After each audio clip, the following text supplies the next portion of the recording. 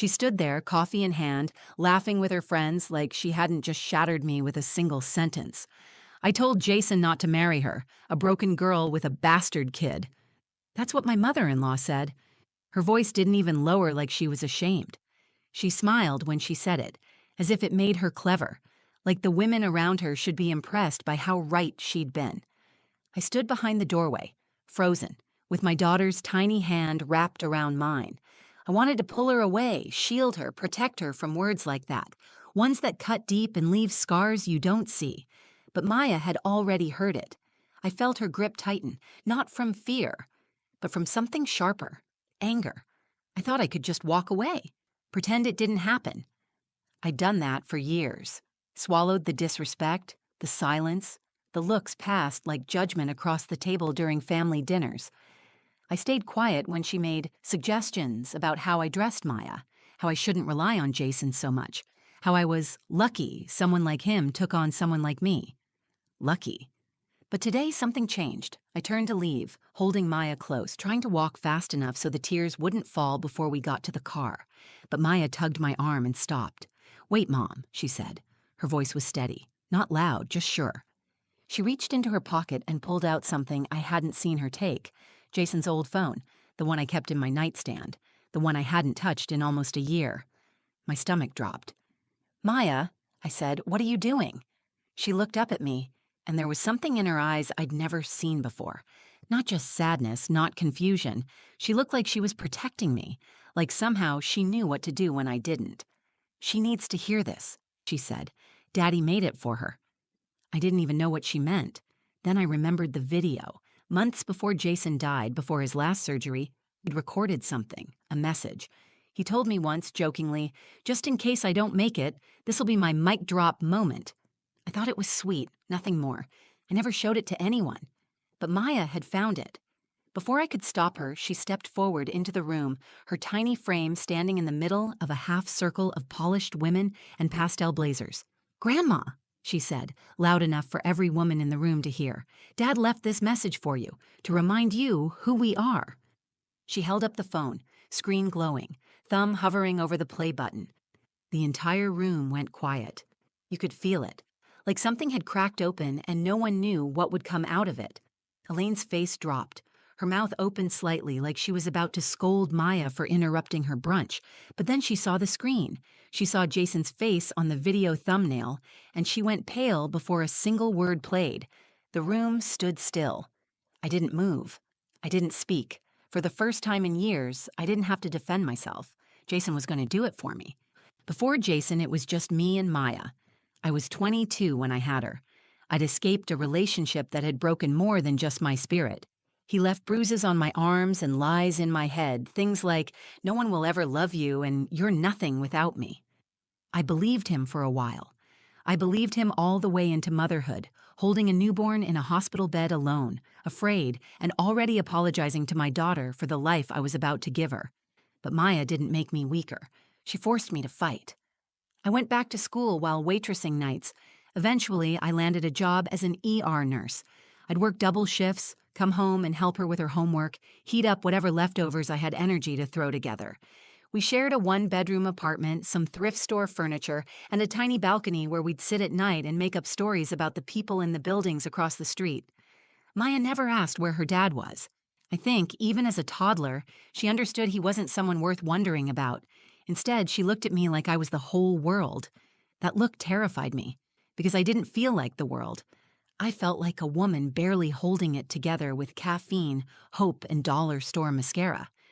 Then came Jason. He walked into my life during a graveyard shift. He was visiting a friend who'd been in a car accident. He sat in the waiting room for 6 hours without complaining once, offering coffee to strangers, cracking gentle jokes that somehow didn't feel forced. When his friend was discharged, Jason stopped by the nurse's desk and handed me a thank you card with a note inside. "You look tired, but your smile made the room feel lighter. Would love to see it again when you're not wearing scrubs." I almost threw it away. I didn't trust men. I didn't believe in fairy tales. But something about his handwriting, neat and steady, told me he was different. He was. Our first date was at a bookstore cafe. He brought Maya a pop-up book about jungle animals. He didn't treat her like an accessory or a test. He asked about her favorite food. She said lasagna. He said, "That's my favorite too," even though he told me later he'd never actually had it. He learned to make it within a week. Jason loved us like he'd been waiting his whole life to. No hesitation, no resentment. He never tried to erase Maya's past. He just became part of her future.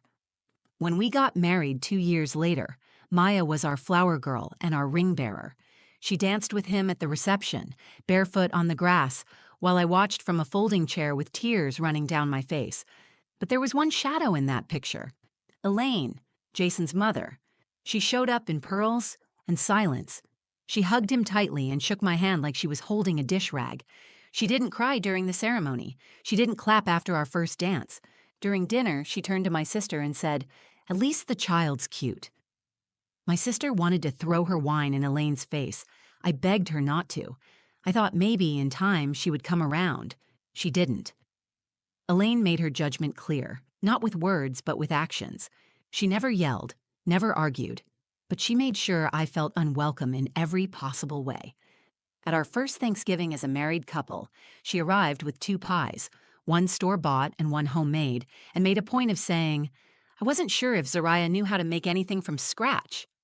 At Jason's birthday, she brought framed photos of him from his childhood, every one of them carefully chosen to include only her, his father, and his brother. Never once did she include Maya. Never once did she include me.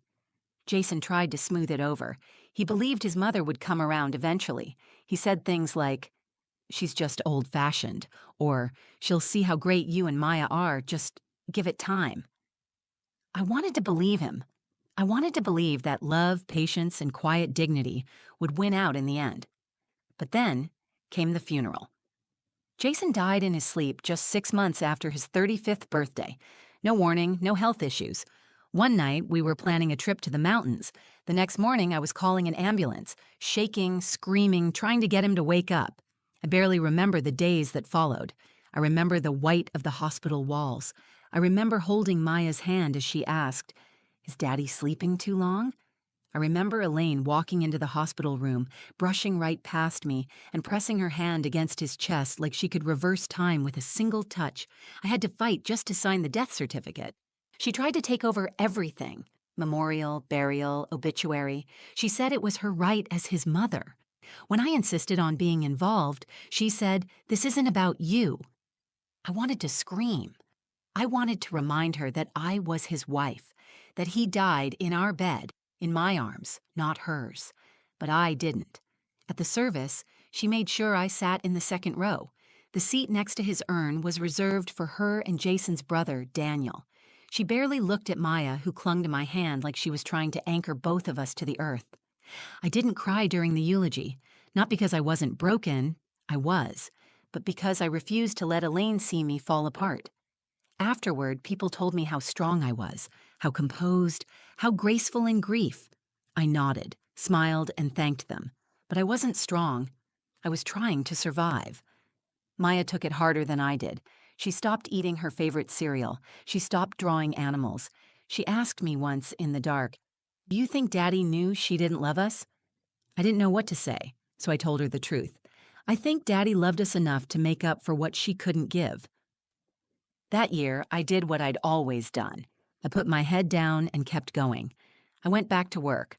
I got Maya into therapy. I packed Jason's things one drawer at a time. I said yes when Elaine wanted to take Maya out for lunch, even though I hated how she made my daughter feel small. I said nothing when she forgot to return Maya's coat or send her home with backhanded comments like, "At least she's got her father's nose." I tried to forgive. I tried to keep peace. I tried to believe that silence was the high road. And then came her birthday brunch, the day she called me a broken girl with a bastard kid, the day Maya decided to speak up. I wasn't supposed to be there. Elaine hadn't invited me to her birthday brunch. I found out about it through Daniel's wife, Camille, who casually mentioned it during a phone call. "We'll see you Sunday, right?" she asked. I told her I hadn't heard anything about it. She paused, clearly uncomfortable, then quickly changed the subject. Jason's mother had always preferred appearances over honesty. She liked things neat, curated, controlled. If someone asked why I wasn't there, she'd probably say I was working or needed time to grieve. Anything but the truth, that I wasn't wanted. But Maya insisted we go. "She's still family," she said as she stood in the hallway, arms crossed, dressed in the pink cardigan Jason bought her on her last birthday. "Daddy would have gone." I stared at her, heart aching. Maya's grief had softened into something quieter but still deep. She clung to the rituals that made her feel closer to him, and I knew showing up wasn't really about Elaine's brunch. It was about holding on to a piece of her dad. So I said yes. We picked up flowers from a corner shop, white tulips, Elaine's favorite. I told Maya we'd just stop by, say happy birthday, drop off the flowers, and leave. I rehearsed a polite smile in the rearview mirror, coached myself not to react if Elaine made one of her signature passive remarks. I just wanted to give Maya a moment to feel proud, to do something kind, to be the bigger person, even if her grandmother wasn't. We arrived early. Elaine lived in a 2-story colonial house tucked inside a gated neighborhood. Maya held the flowers tightly while I rang the bell. No one answered. The door was slightly open, so I pushed it gently, just enough to call out. That's when I heard her voice. I told Jason not to marry her, a broken girl with a bastard kid. She was in the living room, surrounded by her friends, women in pressed slacks and pearls, sipping from mimosa glasses, leaning in to catch every word. They laughed softly, the kind of laugh people use when they agree but want to look innocent. "I tried to warn him," Elaine continued. "She saw a good man and latched on, trapped him with that little girl, but boys never listen." I didn't move. I couldn't. The words felt like a punch to the stomach. I stood just inside the doorway, Maya beside me, her hand still holding the tulips. She wasn't gripping them anymore. They were starting to slide from her fingers. She turned to me slowly, her eyes wide. "Did she mean me?" she whispered. I didn't answer. I couldn't. My mouth was dry, my hands were shaking. I wanted to scoop Maya up and run, to protect her from every syllable that had just sliced through the air like a knife. Elaine hadn't seen us yet. She kept talking. "She doesn't belong in this family. I thought once Jason was gone, things would settle. But she's still clinging on, like she thinks she has a place here." The air was heavy. My legs wouldn't move. My face felt hot, but I wasn't crying. Not yet. I looked at Maya, expecting her to be confused or scared, but she wasn't. Her expression had changed. She looked steady. She stepped forward into the room before I could stop her. The tulips hit the floor. Elaine froze. Her friends turned. One of them gasped softly. Elaine's smile dropped like a mask sliding off. Maya stood in the center of the room, her chin lifted. She wasn't shouting. She didn't need to. "Grandma," she said, "we came to say happy birthday." Elaine opened her mouth, but nothing came out. Maya continued, "Daddy said we're always supposed to tell the truth, even if it makes people uncomfortable." The room was silent. I walked in slowly and stood beside her. I wanted to say something, anything, to pull the weight off her shoulders, but she beat me to it. "I heard what you said," she told Elaine, "and I don't think Daddy would be proud of you right now." Elaine's face flushed red. One of the women shifted in her seat, suddenly focused on her glass. I took Maya's hand and we turned to leave. Elaine didn't say a word. That moment was when the shift began. Not in Elaine, but in Maya, in me. For the first time, I saw my daughter not as someone I had to shield, but as someone already carrying strength I hadn't taught her. It lived in her. It was Jason's. It was mine. And it was enough. I didn't sleep that night. After we left Elaine's house, Maya barely said a word. In the car, she stared out the window, her hands folded in her lap. I asked if she was okay. She nodded once. That was all. I could tell she was thinking, but she wasn't ready to speak. I didn't press her. When we got home, I ran a bath for her, helped her into her pajamas, and tucked her into bed. I kissed her forehead and whispered, "I'm proud of you." She didn't respond right away. Then, softly, she said, "Daddy wouldn't have let her talk like that." I sat on the edge of her bed and rubbed her back. "No," I said, "he wouldn't." That night, after she fell asleep, I sat on the couch with Jason's old phone in my lap. It was an old model, scuffed on the edges. He used to joke that he'd never upgrade because this one has all my secrets. I hadn't turned it on since the funeral. When the screen lit up, I expected it to hit me like a wave. But it didn't. It felt like coming home to something familiar. His background photo was still the same, me, Maya, and Jason at the lake. He had his arms around us, all three of us grinning like the world made sense. I started scrolling, photos, voicemails, notes. Then I found it, a video. It was saved under the title Just in Case. I remembered him recording it. He had a surgery scheduled, routine, outpatient. But he had this habit of preparing for the worst. He said, "If anything happens, I want to make sure you and Maya know exactly how I felt. No guessing, no silence." I had never watched it. For a long moment, I sat there, thumb hovering over the play button. Then I closed the phone and set it down. It didn't feel like the right time. The next morning, Maya was already dressed when I woke up. She was sitting at the kitchen table, quietly eating cereal. Jason's phone was next to her bowl. I froze. "You opened it?" I asked. She looked up at me. "I didn't watch it," she said. "I saw the file and I knew it was for her." "For Grandma?" "For everyone," she replied. I sat across from her. I was tired. Not just physically, but deep in my bones. Tired of pretending. Tired of swallowing what I should say, because I was afraid of being labeled difficult, dramatic, or bitter. Tired of defending my family's right to exist. Maya pushed the phone toward me. "We should show her," she said. "You always say, 'Daddy's words matter.'" I took a breath. My first instinct was to say no, that it wouldn't change anything, that Elaine wouldn't care. But the truth was, I cared. I wanted her to hear Jason's voice. I wanted her to see what love looked like when it wasn't wrapped in conditions or expectations. I called Elaine. When she picked up, her voice was tight. "I wasn't expecting to hear from you," she said. "We need to come by," I told her. "Maya has something to give you." She paused. I could hear her take in a sharp breath. "Is this about yesterday?" "It's about Jason." Another pause. Then, reluctantly, "Fine. Come this afternoon." We arrived just after lunch. Elaine opened the door, already defensive. Her makeup was perfect, her blouse crisp, but there was a stiffness in her body that gave her away. She didn't look me in the eye. "Come in," she said flatly. We walked to the living room. Maya clutched the phone in her hand, her knuckles pale. She stepped forward without waiting for me. "Grandma," she said, standing in the middle of the rug, "Daddy left you a message. We think it's time you heard it." Elaine frowned. "What kind of message?" "Just watch," Maya said. She handed her the phone and tapped the screen. Jason's face appeared instantly, alive, smiling. His voice, clear and steady, filled the room.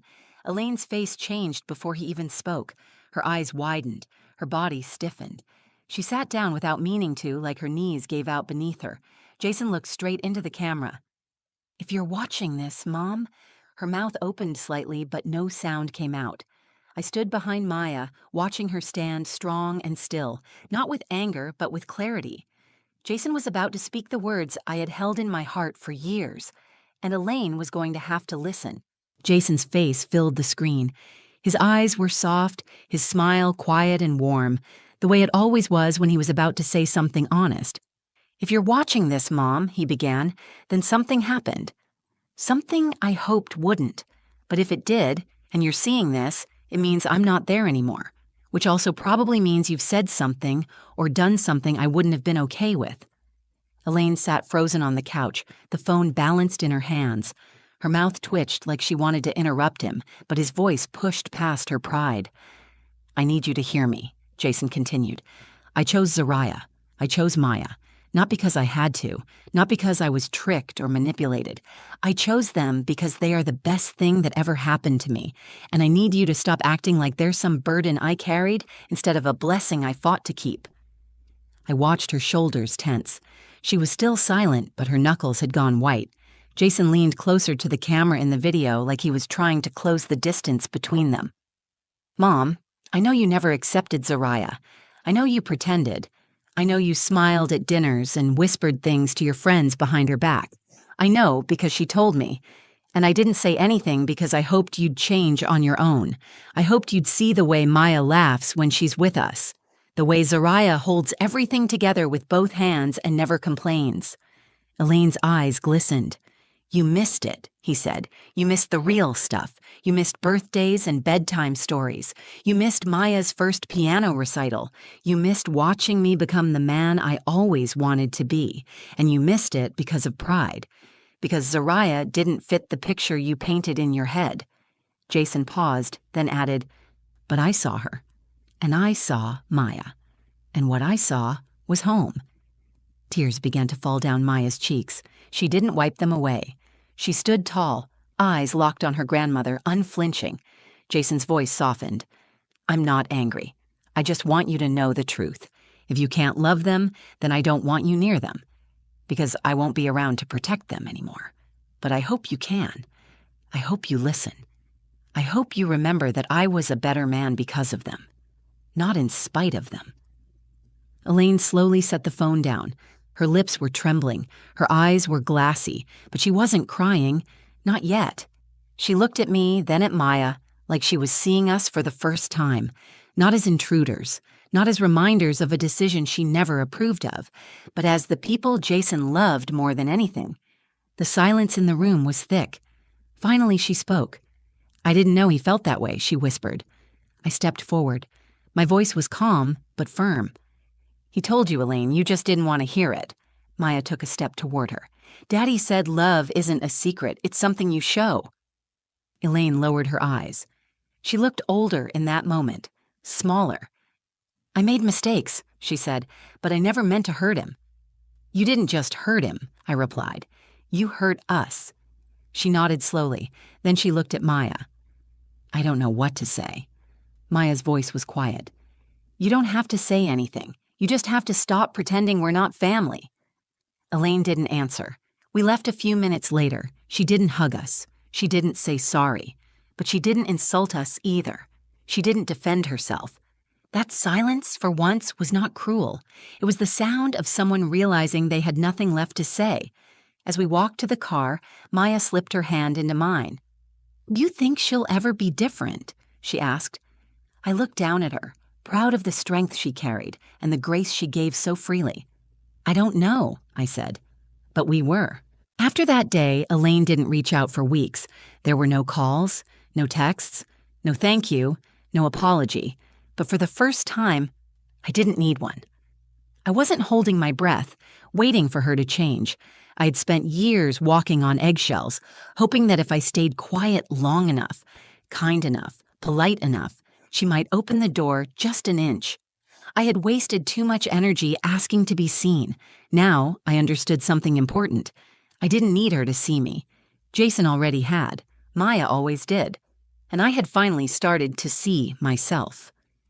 Maya returned to being a kid, not overnight, but slowly. The light came back in small pieces. She started drawing again. One afternoon, I came home and found her sketching at the kitchen table, a picture of Jason holding her hand under a tree.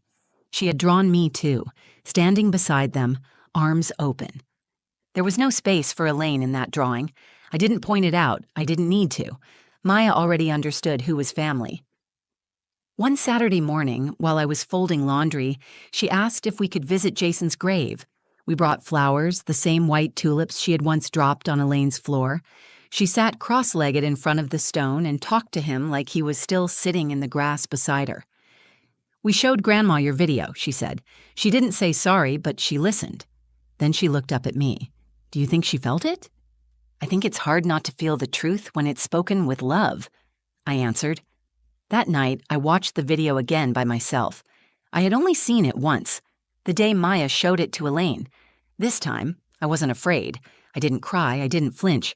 I listened to every word and felt them settle in places I had kept guarded for too long. Jason didn't just love me. He believed in me, in us.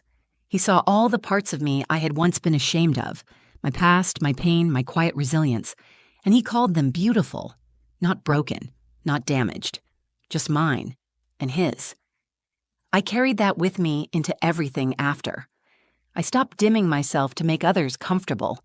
I said no when I needed to. I let Maya see that strength isn't about being loud. It's about knowing when silence is no longer the answer. One day, about a month later, a small package arrived at our door. There was no note, just a return address in Elaine's handwriting. Inside was a photo. It was one I had never seen before. Jason holding Maya on his shoulders, laughing as she reached up for something in the trees. I was in the background, blurry, but smiling. It was the kind of photo you don't pose for. The kind someone takes when they're watching quietly, trying to understand something they never bothered to look at before. There was no message, no apology, but it was something. Not forgiveness, not healing, but maybe a beginning. I placed the photo on our mantel. Maya noticed it right away. "She sent that?" she asked. "Yes. Does it mean she's sorry?" "I don't know, but it means she's trying. A little." Maya studied the photo for a while, then shrugged. "I like our version of the story better anyway."